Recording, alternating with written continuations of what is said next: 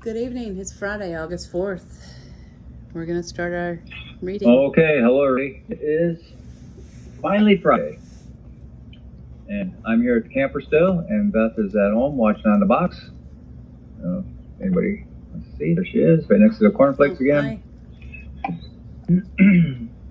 Anyway, as always, we are in that book there. We are still in Ezekiel, chapter 8. The Lord's glory return. Chapter 43. Ezekiel 43, starting at verse 1. 1 through 12. After this, the man brought me back around to the east gateway. Suddenly, the glory of the God of Israel appeared from the east. The sound of his coming was like the roar of rushing waters, and the whole landscape shone with his glory. This vision was like the others I had seen, first by the river, and then when he came to destroy Jerusalem. I fell face down on the ground, and the glory of the Lord came into the temple through the east way. Then the Spirit took me up and brought me into the inner courtyard, and the glory of the Lord filled the temple. And I heard someone speaking to me from within the temple, while the man who had been measuring stood beside me. The Lord said to me, "Son of man, this is the place of my throne and the place where I will set my feet. I will live here forever among the people of Israel. They and their kings will not defile my holy name any longer by their adulterous worship of other gods or by honoring the relics of theirs who have died. They put their idol altars right to mine with only a wall between them and me. They defiled my holy name by such detestable sin, so I consumed them in my anger. Now let them stop worshiping other gods and honoring the relics of their kings, and I will live among them forever. Son of man, describe to the people of Israel the temple I have shown you, so that they will be ashamed of all their sins. Let them study its plan, and they will be ashamed of what they have done. Describe to them all the specifications of the temple, including its entrances and exits, and everything else about it. Tell them about its decrees and laws. Write down all the specifications and decrees as they walk, so that they will be sure to remember and follow them. And this is the basic law of the temple: absolute holiness. The entire top of the mountain where the temple is built is holy. Yes, this is the base of the temple. And now the commentary. This is the culmination of Ezekiel 40 through 42, because God's glory recalls.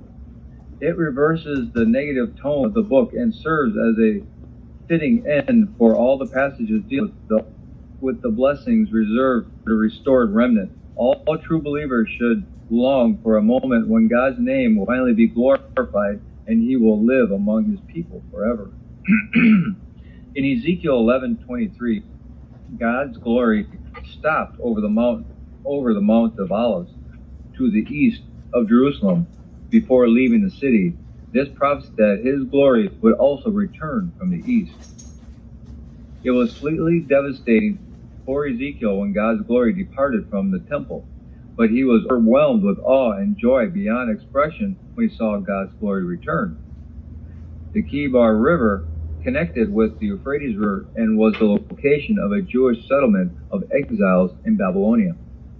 God's departure from the city had been a signal for the destruction of the city and the temple. Now for God to return, his conditions had to be met. Idolatry had to be removed. Some commentators feel these verses indicate that Ezekiel was commanding the people of the day to build this temple according to designs and regulations that the angelic architect had given. But the people never repented and the conditions were not met, so the fulfillment was postponed. The basic law of God's temple was holiness. In all he does, God is perfect and blameless. There is no trace of evil or sin in him. Just as God is holy, so we are to be holy. People are holy when they are devoted to God and separated from sin. It is important to understand the concept of holiness in order that we may progress in our Christian growth.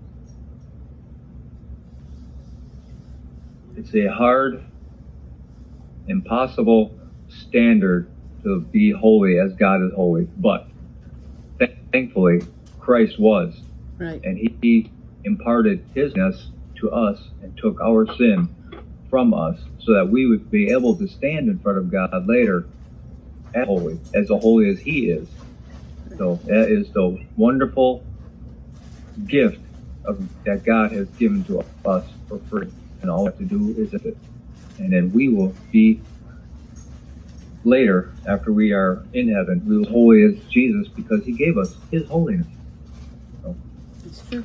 hope everybody has a glorious day. We will talk to you later. If you are on my end of the video, you have heard the kids playing. I promise they were not fighting, they were just playing.